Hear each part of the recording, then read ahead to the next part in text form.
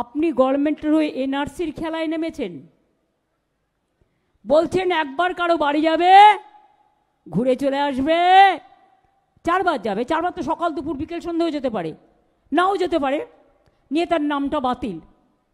কত বড় সাহস!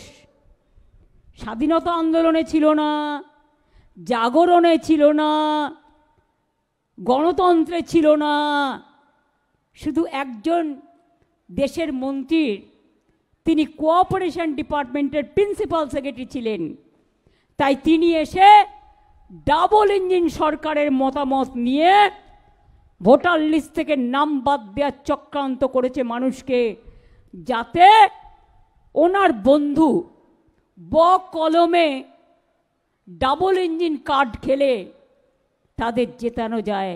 আমরা বলি শূন্য থেকে মহাশূন্যে যাবে, এ ভুল করতে যেও না। আমরা মাথা বুঝে সহ্য করি না,